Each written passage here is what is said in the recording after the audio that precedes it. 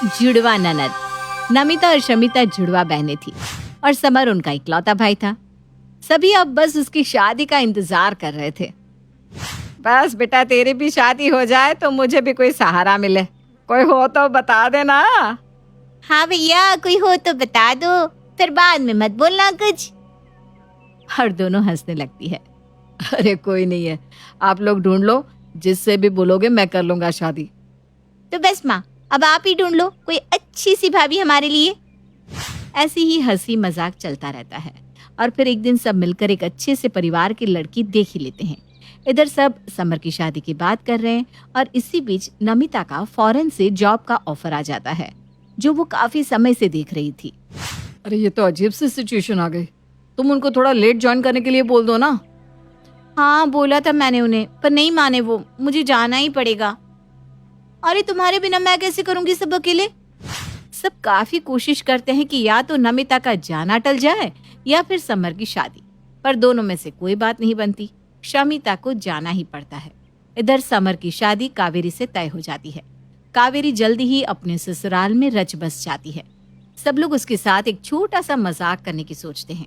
सब ये प्लान बनाते हैं कि कुछ दिन उसे ये नहीं बताएंगे कि शमिता की एक जुड़वा बहन भी है। कावेरी को ये तो पता था कि शमिता की बहन है, पर वो जुड़वा है ये नहीं पता था। माँ जी, नमिता दीदी से कब मुलाकात होगी? हाँ बहू, वो आएगी जल्दी ही, उसने बताया है मुझे। फिर तो बहुत मजा आएगा। हम सब साथ मिलकर रहेंगे। मैं तो दोनों से खूब सारी बातें करूंगी। हाँ कर लेना। चलो अभी खाने की तैयारी कर ले। माँ जी, मैं क्या कह रही थी कि हम वीडियो कॉल पर तो बात कर ही सकते हैं ना। ये सुनकर सब एकदम से चुप हो जाते हैं, क्योंकि वीडियो कॉल पर कावेरी को पता चल जाता कि नमिता शमिता की जुड़वा है। सब लोग बहुत बहाने बनाते हैं जिससे वो कॉल ना करे, पर वो नहीं मानती। जैसे ही वो वीडियो कॉल करती है, उधर से शमिता फोन उठाती है। अरे शमिता दीदी, आपने कैसे फोन उठाया? ये तो नमिता दीदी का नंबर है ना? नहीं भाभी, वो क्या है, वो ये फोन मेरे पास ही छोड़ गई है। उसके पास दूसरा नंबर है। कावेरी को अजीब तो लगता है, पर उसे ठीक से समझ में नहीं आ रहा था कि ये क्या हो रहा है। वो फोन रख देती है। कुछ दिन बीतते हैं और नमिता वापस इंडिया आती है। थोड़ी देर में नमिता सामने से आती दिखाई देती है। सब उसके गले लगने लगते हैं। बस शमिता थोड़ी छुपी रहती है। कावेरी को समझ में नहीं आता कि सब शमिता के गले क्यों लग रहे हैं। अरे क्या हो गया है आप सबको? शमिता दीदी तो यहीं रहती है ना, उनके गले क्यों लग रहे हैं? नमिता दीदी को तो आने दीजिए। इतने में पीछे से शमिता कहती है, हाँ भाभी, मैं तो यहीं रहती हूँ और सब मेरे नहीं, नमिता के गले लग रहे हैं। ये देखकर कावेरी बिल्कुल चौंक जाती है। इधर से नमिता आती है। एक तरफ नमिता और एक तरफ शमिता को देखकर कावेरी के होश उड़ जाते हैं। अरे तुम अभी भी नहीं समझी? ये दोनों जुड़वा हैं, बिल्कुल एक जैसी दिखती हैं। कावेरी एकदम चकरासी जाती है और उसकी ऐसी हालत देखकर सब हंसने लगते हैं। थोड़ी देर में सब घर पहुंचते हैं। भाभी, मुझे बहुत भूख लग रही है, कुछ बना दीजिए ना। हाँ हाँ, अभी बनाती हूँ। अब कुछ इंडियन खाएगी ना? बाहर रहती ये सब तो मिला नहीं होगा। अरे भाभी, मैं शमिता हूँ, नमिता तो अभी सो रही है। हे भगवान, आप दोनों ना मुझे पागल कर दोगे। अरे भाभी रुको जरा, सब्र करो, अभी तो बहुत कुछ देखना बाकी है। कावेरी, तुम इन दोनों से बचकर रहना, ये दोनों तो तुम्हें रुला कर ही छोड़ेंगी। हाँ हाँ, हम भी तैयार हैं, देख लेंगे।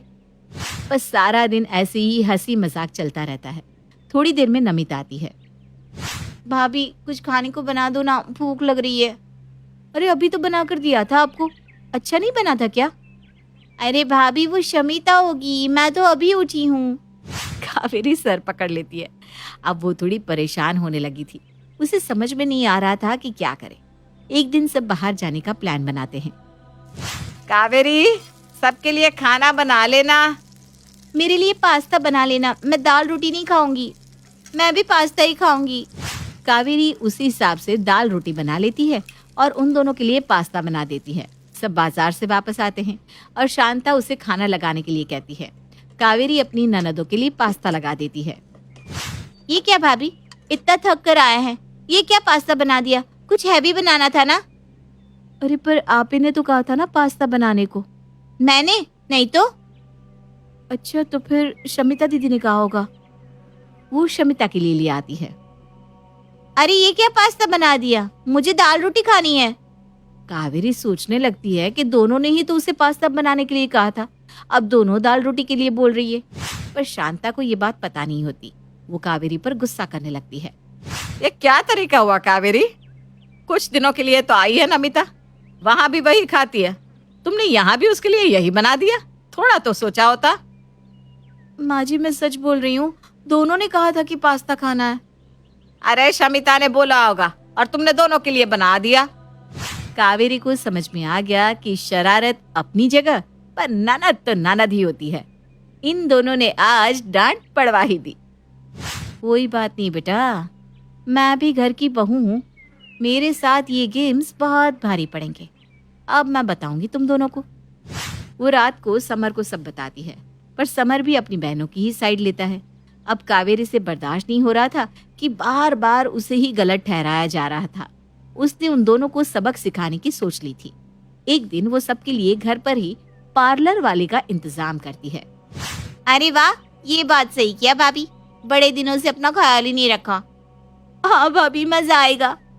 अच्छा भाभी, मैं इंडियन लुक से बाल कटवाऊंगी। हाँ, और मैं वेस्टर्न। कावेरी को दोनों पर इतना गुस्सा आ रहा था, उसने दोनों को सबक सिखाने का सोच लिया था। वो पार्लर वाले को उल्टा करने के लिए कह देती है। नमिता और शमिता दोनों आराम से आंखें बंद करके बैठी होती है।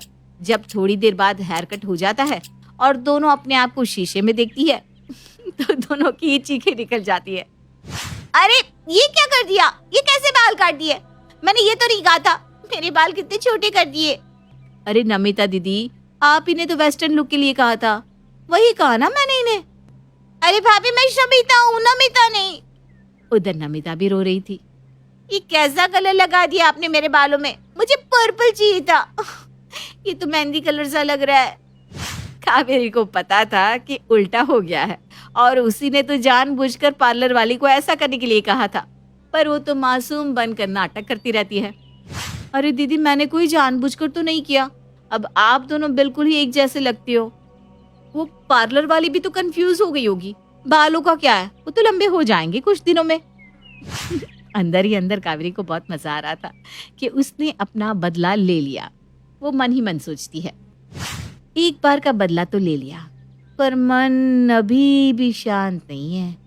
इन दोनों को अभी और मजा चखाना है। उस दिन के बाद से दोनों थोड़ी शांत हो जाती है।